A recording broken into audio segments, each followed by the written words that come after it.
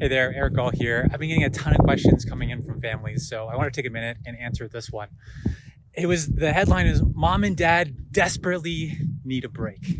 And I get it. And the question was around, where do we find reliable supporters or caregivers? We have access to funding through government programs, but haven't been able to find reliable help. So what do we do? So thank you for this question. And the first thing that comes to mind is you're not alone, right? Many families that have a loved one with a developmental disability are experiencing this. My family's experienced in the past, and the hundreds of families that I've worked with over time, over 1,000 families now, have experienced this, especially when first starting to work together with me. So you're not alone. So the question is, how do mom and dad get that deserved break?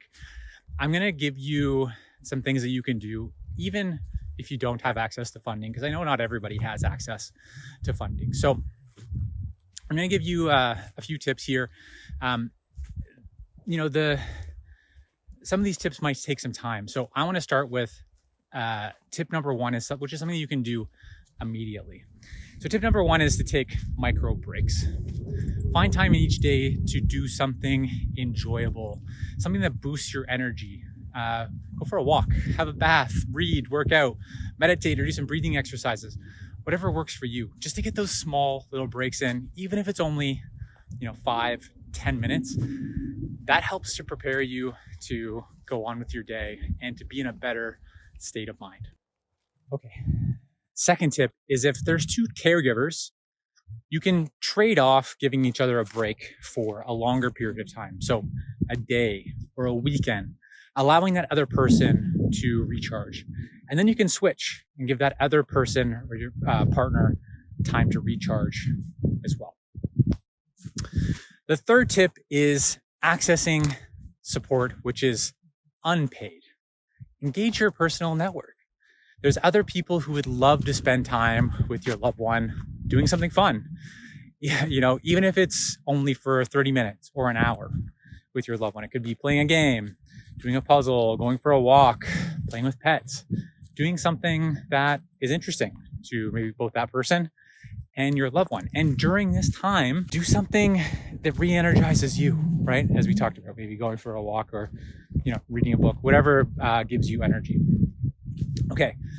The fourth tip that I have for you here around finding paid supporters, right? And this kind of gets to the essence of the question that was asked by that family. Finding it hard to find, good paid supporters. And my suggestion here is to start with a very detailed job description. Take the time to put pen to paper and write down exactly what you're looking for, because you're not going to find that person unless you are crystal clear in your own mind of who that person is, right? And then to be able to easily communicate the exact details of the job. There's no better way to do this than write down the job description. Okay, so that's the first key piece of it. And then from there, you can share that job description with your personal network.